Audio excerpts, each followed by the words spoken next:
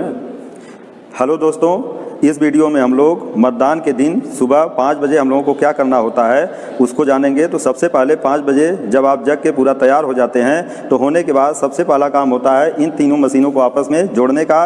तो जोड़ने के लिए या जो बैलेट यूनिट होती है इस कनेक्टर को आप पकड़ेंगे ऐसे गर्दन से, और पकड़ने के बाद यह जो वीवीपैट होगा इसके पीछे आप देखेंगे तो यहाँ पर एक सॉकेट बना होता है, इसको आप यहाँ देख सकते हैं। इस सॉकेट में लाल लाल की तरफ और काला काला की तरफ आप जोड़ देंगे। तो ऐसे करके गर्दन पकड़ के और इसके सीध में करके आप ऐसे पुश करेंगे तो एक कट कट की आवाज़ करके यहाँ पर बंद हो जाएगा।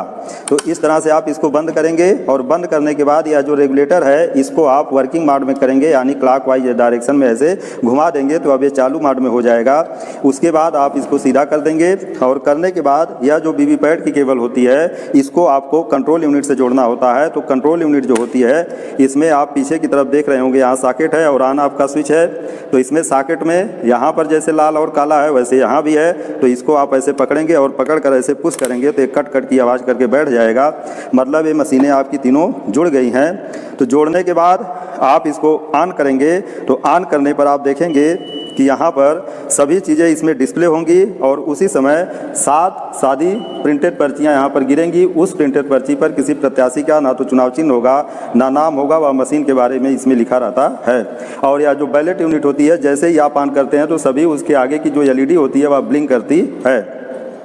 तो इस तरह से आप जोड़कर इन मशीनों को आप देखेंगे तो ये मशीन लगभग 3-4 मिनट में ये पूरा डिस्कवर करेगा, जिसमें ये डेट और टाइम बताएगा।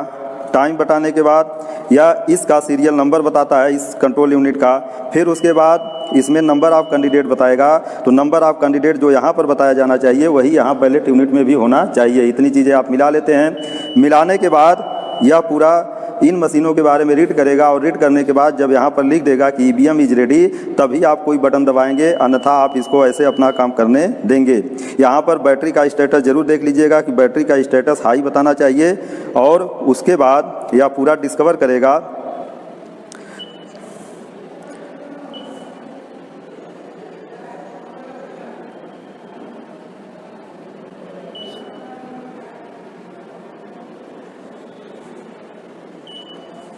आप देख रहे होंगे कि अब यहाँ पर लिख दिया EVM इज रेडी।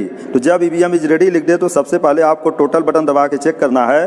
तो टोटल बटन दबाएं अगर तो यहाँ पर जो टोटल वोट दिखाना चाहिए वह 0 दिखाना चाहिए। अगर 0 दिखा रहा है तो आपको मॉक पोल से पहले CRC करने की ज़रूरत नहीं है। लेकिन अगर इसमें 2 या 3 या 4 वोट अगर दिखा रहा है कि इसमें पहले से पड़ा है तब आपको CRC करनी पड़ेगी, और वो भी मॉक पोल के पहले, क्योंकि जब आप मॉक पोल शुरू कराएंगे तो उस समय मतदान अभिकर्ताओं को दिखाना होगा कि इसमें मशीन में टोटल वोट 0 है।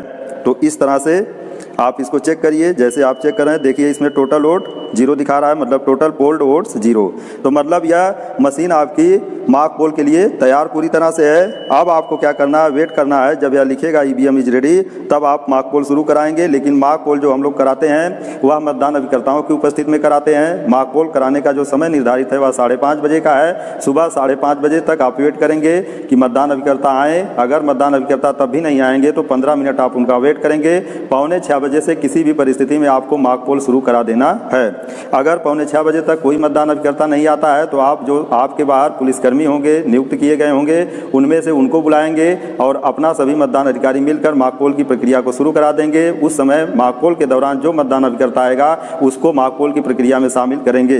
तो जैसे देखिए इसमें टोटल वोट 0 है तो हम लोग मॉक पोल में क्या करेंगे, पहले बैलेट बटन को दबाएंगे। जब इसको दबाएंगे तो यह बिजी लैंप जलेगा और इसका या रेडी का लैंप जलेगा, और उसी समय आप इसका बटन दबाएंगे तो यह लाल रंग का जलेगा और वह बंद हो जाएगा। यहाँ पर अभी आप देखेंगे 60 सेकंड के लिए पर्ची दिखेगी उस प्रत्याशी की, और जब ये पर्ची 60 सेकंड के बाद कट के गिरेगी तब यहाँ पर 5 सेकंड की बीप की आवाज़ यहाँ पर सुनाई देगी, जैसे आवाज़ आप देख रहे होंगे।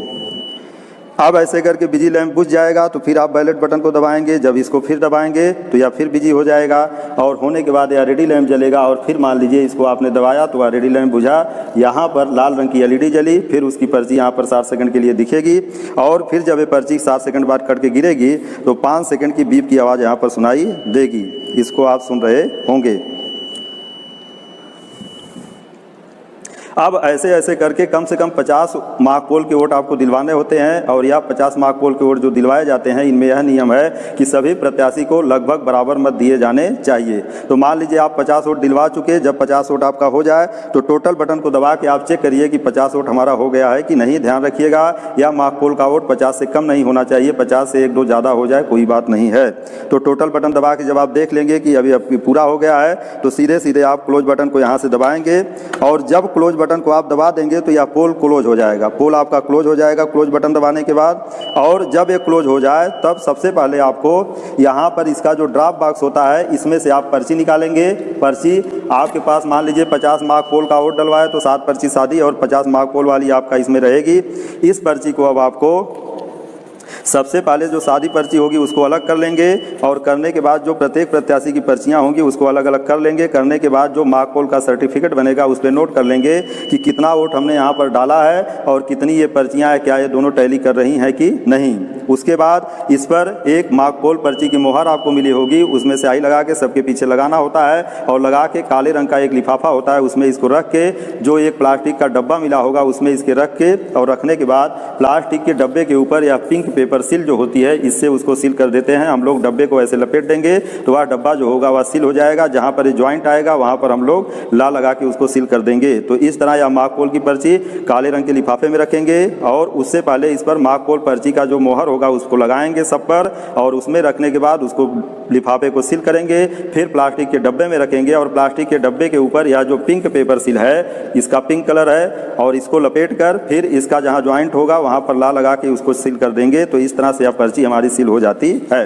अब इसके बाद आप जो है यहाँ से रिजल्ट बटन दबाएंगे और रिजल्ट बटन दबाने के बाद जो आपने डाटा बनाया है कि यहाँ पर हमने उतना वोट डाला, मार्क पोल सर्टिफिकेट पे आप लिखे होंगे कि इस प्रत्याशी को कितना वोट डाला गया, पर्ची पे आपने मिलाया कि इतना वोट उसको डाला गया। अब यहाँ पर जब रिजल्ट आप दबाएंगे तो रिजल्ट दबाने के बाद यहाँ पर डिस्प्ले होगा कि वो रिजल्ट कितना आया है। तो उस रिजल्ट को आप जो है उससे मिलाएंगे कि किस कैंडिडेट को कितना रिजल्ट मिला है।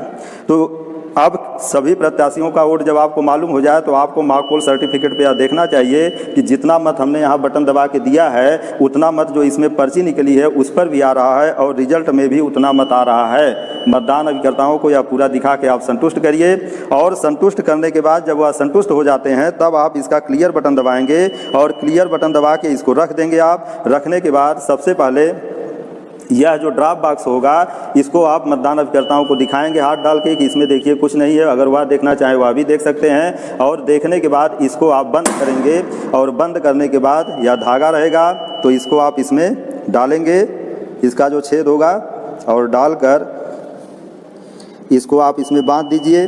पहले 2 गंठी लगा दीजिए इसमें और लगाने के बाद फिर यह पते की पर्ची होती है इसको आप कंप्लीट किए रहिएगा। इसमें बीवी पैड में लगाना है तो बीवी पैड का नंबर भर के रेडी किए रहिएगा। इसको इसमें लगा के बांध देंगे और बांधने के बाद फिर यह चपड़ा लगा के मोमबत्ती जला के चपड़ा लगा के इस मोहर यानी यह जो पीतल की मोहर होती है इससे इसको सील कर देंगे तो यह सील हो जाएगा। ड्रॉप बॉक्स आपका सील हो जाएगा। उसके बाद की प्रक्रिया यह जब तक इसको आप सील करेंगे तब तक यह क्लियर कर चुका होगा। अब क्लियर मान लीजिए यह मशीन हो गई है, अब इसको हम लोग सील करेंगे। तो सील करने के लिए सबसे पहले आप इस बटन को मतलब यह जो ऑन ऑफ स्विच है इसको आप बंद करेंगे और बंद करने के बाद अब इसकी सीलिंग हम लोग देखेंगे कि कैसे होती है। तो सीलिंग के लिए सबसे पहला काम करना है कि यह जो एक पेपर ग्रीन पेपर सील मिली होगी ऐसे इधर ए ऊपर होगा इधर बी होगा, ए की तरफ हरे रंग का और बी की तरफ लाल रंग का और इसके पीछे बी के पीछे एक नंबर होगा। आप देख रहे हैं इसको, यह जो खिड़की वाला कंपार्टमेंट होगा इसको हम इसमें ऐसे करके डालेंगे, ए को ऊपर और बी को नीचे। तो इसको ऐसे डाल देंगे। डालने के बाद इसको इस तरह एडजस्ट करेंगे कि यह हरा वाला ऊपर और लाल वाला नीचे इस तरह दिखे आपको कि हरा ऊपर है और लाल नीचे। फिर इसको बंद करेंगे और बंद करने के बाद धागा एक काटे रहेंगे पहले से और उस धागे को इस होल में डालेंगे। यहाँ पर होल एक बना होगा इसमें और इस होल में उसको डाल देंगे ऐसे ऐसे करके। और डालने के बाद पहले इसको 2-3 गांठ यहाँ पर बांध देंगे खूब और बांधने के टैग या स्पेशल टैग होता है, और स्पेशल टैग में यहाँ पर CU का नंबर लिखना होता है। CU का नंबर यहाँ पर रहता है, इसको आप लिख लेंगे। पीछे की तरफ आप अपना हस्ताक्षर करेंगे, साथ में मतदान अभिकर्ताओं से भी हस्ताक्षर कराएंगे, और कराने के बाद इसमें इसको लगाएंगे, और लगाने के बाद इसको थोड़ा ढीला ही आप बांध देंगे। तो ढीला बांधेंगे तो जो जहाँ पर इसकी गांठ रहेगी वहाँ पर चपड़ा लगा देंगे, तो इसको सील करके इसको क्लोज के ऊपर ऐसे कर देंगे।